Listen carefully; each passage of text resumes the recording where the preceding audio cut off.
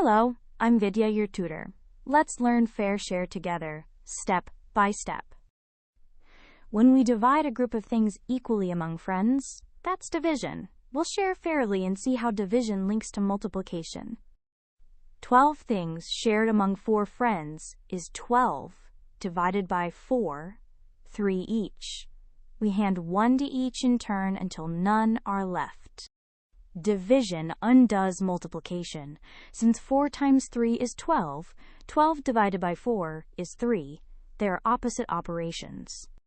15 toffees shared among 3 kids is 15 divided by 3, 5 toffees each. To recap, division shares equally. It's the opposite of multiplication, and any leftover is the remainder. Well done. Great work! Keep learning with Vidya and visit CBSETest.com for free lessons, worked examples, and practice tests.